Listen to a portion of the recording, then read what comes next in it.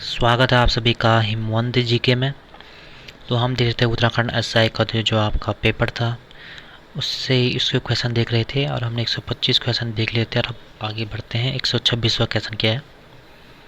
तो इसमें है कि 3:15 का समय है। एक दर्पण प्रतिबिंब में घड़ी का समय 3:15 दिखा रहा है, तो उसका वास्तविक समय क्या होगा। तो उसमें कुछ नहीं करते हैं। इसमें एक ट्रिक है कि 11:60 से हम इसमें 3:15 को हम माइनस कर देंगे तो आपका वास्तविक समय निकल जाएगा। तो इसका जो आ रहा है वास्तविक समय ये आ जाएगा आपका 8:45। तो अगर आपको कभी दर्पण प्रतिबिंब दिखा हो टाइम निकालना, तो 11:60 से आप इसको माइनस कर सकते हैं। फिर आगे बढ़ते हैं। 1 मार्च 2015 को रविवार था, तो 1 मार्च 2016 को क्या होगा। इसमें डेट सेम है, महीना सेम है, और ये 2015 से 2016 में जा रहा, मतलब 1 वर्ष का गैप है। यदि अगर आपको डेट पूछी, कोई डेट दी है, उसका कोई डे बताना है कि कौन सा वार है, तो उसमें +1 करते हैं। अगर वो नॉर्मल डे है, मतलब अगर वो लीप ईयर नहीं है, तो उसमें हम +1 जोड़ देंगे। अगर वो लीप ईयर है, जैसे 2016 लीप ईयर है, मतलब इसमें 29 फरवरी जाएगा, तो इसमें हम +2 कर देते हैं। रविवार में +2 करेंगे तो ये मंगलवार आ जाएगा। तो इसका जवाब होगा मंगलवार। फिर आगे बढ़ते हैं। प्रथम 10 विषम प्राकृतिक संख्याओं का योग क्या होगा। तो इसके लिए फॉर्मूला होता है n का स्क्वायर कर देंगे हम। n मतलब 10 रख देंगे, इसका स्क्वायर करके इसका मान आ जाएगा आपका 100। विषम में n स्क्वायर करते हैं। अगर इसी में अगर सम पूछा जाए तो उसमें सम का फॉर्मूला n+1 होता है, ये आपने ध्यान रखना है। फिर आगे बढ़ते हैं। इसमें एक संख्या दी गई है, देख सकते हैं आप, और ये संख्या है और इसको 11 से विभाज्य है, और ये 11 से विभाज्य है। तो जो स्टार की जगह ये अंक बताना है, कौन सा अंक होगा।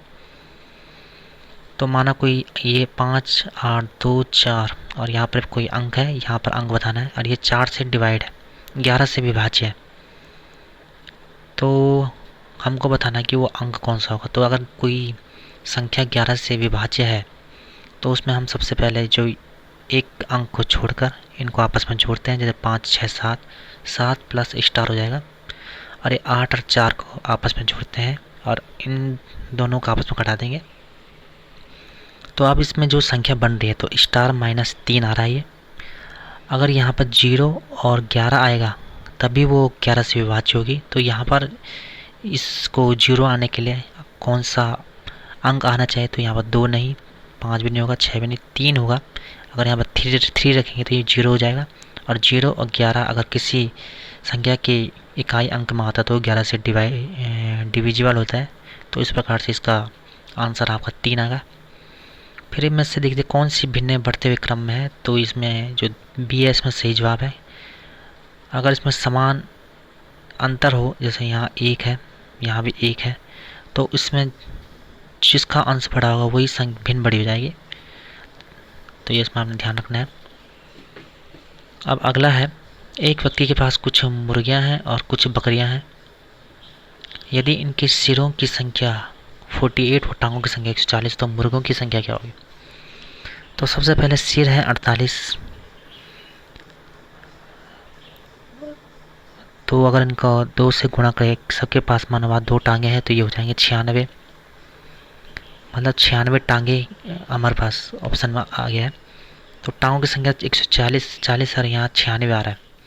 तो 140 में से हम जो टांगे हैं उनको घटा देते हैं, तो ये आपका 44 आएगा, मतलब ये 2 टांगे एक्स्ट्रा हैं। अगर ये 2 टांगे, अगर इन 2 टांगे शेष है, अगर इसमें 2 के साथ अगर हम 44 का गुणा 2 में कर दें तो ये 88 हो जाएगा। तो इस प्रकार से 88 जो है ये टांगों की संख्या आ रही है। और इसका हम अगर कोई बकरी है तो उसमें 4 टांगे होगी, तो इसको 4 से डिवाइड करेंगे तो 22 बकरियाँ आ जाएंगी। तो बकरियाँ 22 हैं, तो जो मुर्गियाँ होंगी वो हो जाएंगी आपकी 26। फिर आगे बढ़ते हैं। वो छोटी से छोटी संख्या जिसे 8, 12, 15, 20 से भाग देने पर शेष फल इतना इतना बचे, तो इसका हम एलसीएम ले लेंगे इन सबका। तो इनका एलसीएम आता है आपका 120। अब देखेंगे 8 और 5 के भी 3 का अंतर, 9 और 12 के भी 3 का अंतर, 12, 15 3 का अंतर, 17, 20 3 का अंतर। तो इसमें अगर हम 3 से माइनस करें तो 117 आ रहा है, तो इसका आंसर 117 हो जाएगा। फिर आगे बढ़े। अगर 14 छात्र हों, उनके शिक्षक का औसत 15 है, तो 15 लोग हैं, उनका औसत 15 है। तो इस प्रकार से इसको अगर हम सॉल्व करें तो ये 225 आ रहा है। अगर शिक्षक की आयु निकाल दें तो शिक्षक हट चुका है, अब औसत 1 वर्ष कम हो गया, मतलब इसको 14 कर देंगे तो ये हो गया, इस प्रकार से ये बना, ये हो गया 196। अगर इसको माइनस करें तो शिक्षक की आयु आ जाएगी 29 वर्ष, आपके आंसर आ जाएगा। फिर है अजय अपने वेतन का 30% भोजन पर 30% लगा रहा है भोजन पे, 1/3 बोले तो 33%, 15% कपड़ों पर लगा रहा है और शेष शेष मतलब 22% बचा। तो वो सबसे कम मत किस पर खर्च करता है, तो 15 कपड़ों पर सबसे कम खर्च करता है, तो नॉर्मल हो रहा था। इस प्रकार से हो चुका है। अब है 135वां क्वेश्चन। इसमें कुछ डाउट है कि क्वेश्चन पूरा नहीं है, तो इसमें कुछ डाउट लग रहा है। 136 है आपका। इसमें आपको मान निकालना है, एक्स की जगह हम 3 रख देंगे और वाई की जगह 5 रख देंगे, तो 2 इंटू 3 प्लस 5 और 2 इंटू 3 माइनस 5। तो इसका मान निकालें अगर, तो ये आ रहा है 3 6 11 और ये 1, तो इसका आंसर 11 आ रहा है। ये तो नॉर्मल था। अब यहाँ पर टाइम एंड वर्क का क्वेश्चन है एक, आप देख सकते हैं। ए और बी मिलकर कार्य को 30 दिनों में करते हैं। उन्होंने 20 दिनों तक साथ कार्य किया, फिर बी चला गया। अगले 20 दिनों में ए ने शेष कार्य समाप्त किया। ए अकेला उस कार्य को कितने दिन में करेगा? तो इसको इस प्रकार से कर सकते हैं, देख सकते हैं आप। ए और बी ने मिल के काम किया था 30 दिन,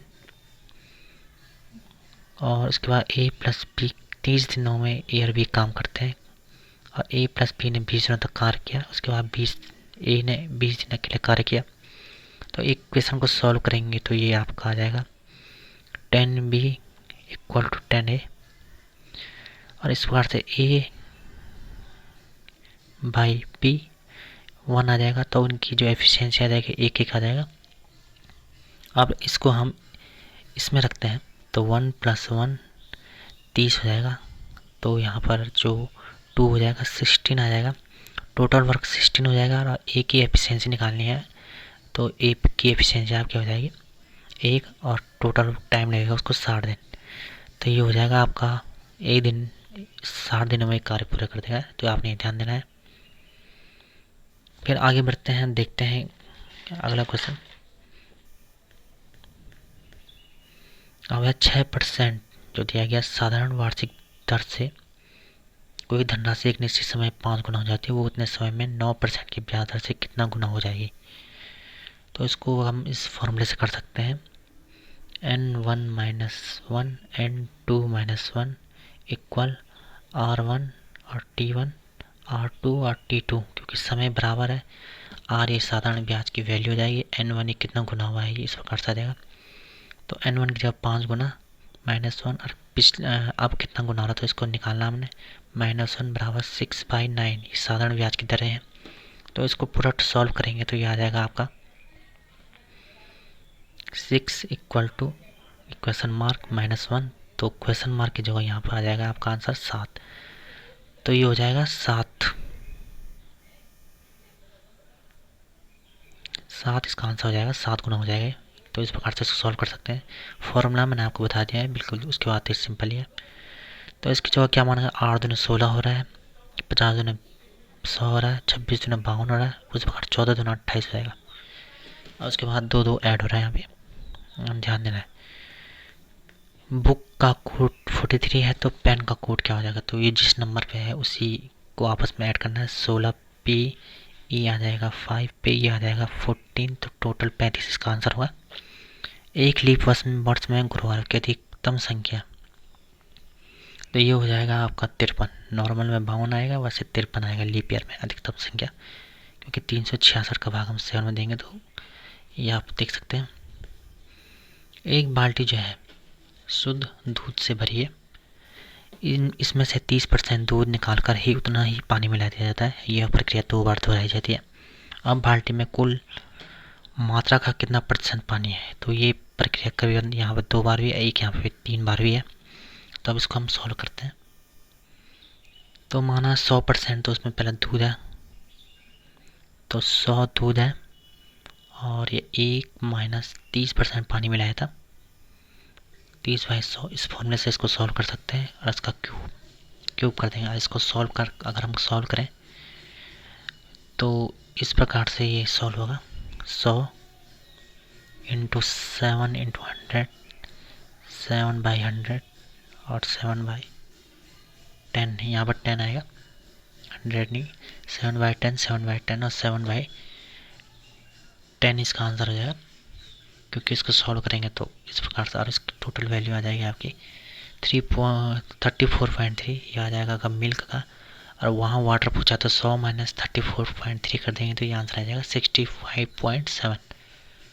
तो ये आप देख सकते हैं सी इसका सही जवाब होगा। इस प्रकार से आप कर सकते हैं। मैं आपको फॉर्मूला बता रहा हूँ, बाद में आंसर आप खुद ही निकाल सकते हैं। बैलून जो है शब्द के अक्षर कितने प्रकार से व्यवस्थित किया जा सकते हैं जिनमें दो एल साथ ना आए। तो 2 एल साथ ना है, उसके लिए सबसे पहले हम लिखेंगे बलून। सबसे पहले हम लिखेंगे बलून। तो बलून में आप देख सकते हैं यहाँ पे कितने अक्षर हैं। तो इसमें टोटल 7 अंक हैं।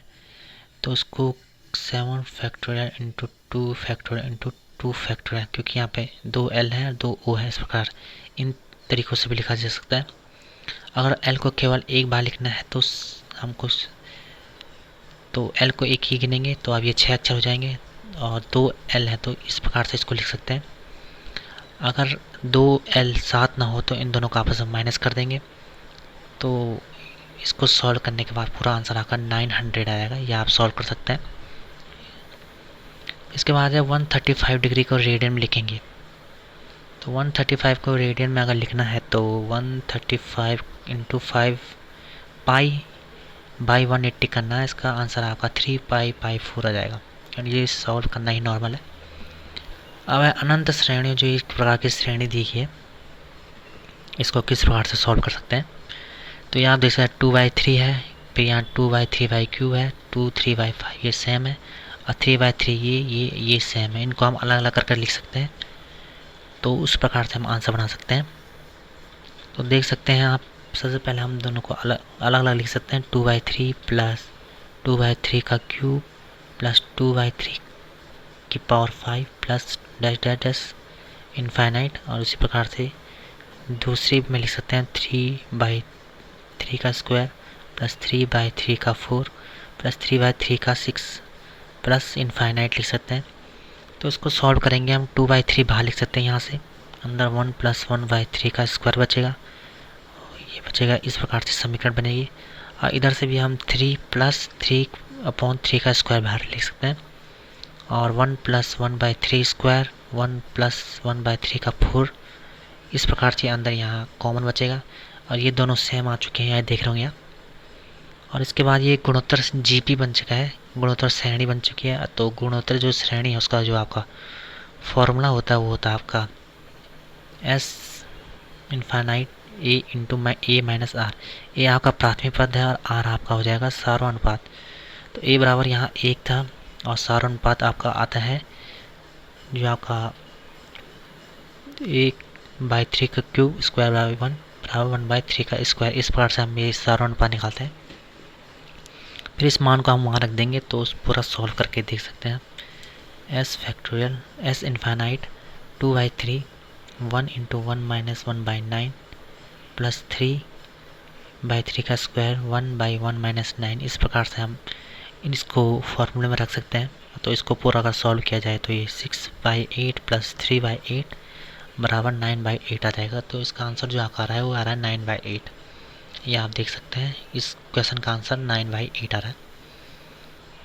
तो फिर आगे बढ़ते हैं। आप देखते हैं अगला क्वेश्चन जो है कि निम्नलिखित कथन के आधार पर सर्वाधिक उपयुक्त निष्कर्ष चुनना है। लखनऊ पटना से लगभग 600 किलोमीटर दूर है। लखनऊ उत्तर प्रदेश में स्थित है, अथवा ताजमहल उत्तर प्रदेश में। तो उसमें सब कुछ असत्य आ रहा है। अब है किसी धनराशि, यहाँ पर लिखा गया है किसी धनराशि ABCD इस प्रकार से दिया गया है। मैं 5:2:4:3 की अनुपात में यहाँ पे बांटा जाता है। तो यदि C और D को 1000 अधिक मिले, C को D से 1000 अधिक मिले तो P का भाव होगा। तो हम यहाँ पे 5x 2x 4x 3x मान सकते हैं। और 4x माइनस 3x कर देंगे, माइनस 1000 हो जाएगा, क्योंकि 4x c की वैल्यू हो जाएगी, d की वैल्यू 3x हो जाएगी, उसको 1000 अधिक मिला है, तो 4 माइनस 3x हो जाएगा। यहाँ पर आपका x की वैल्यू 1000 आ गई, और इस 1000 को हम 2x पर रखेंगे तो 2 गुणा 2000, यहाँ पर सी आपका सही जवाब आ जाएगा, बी का भाग आ जाएगा।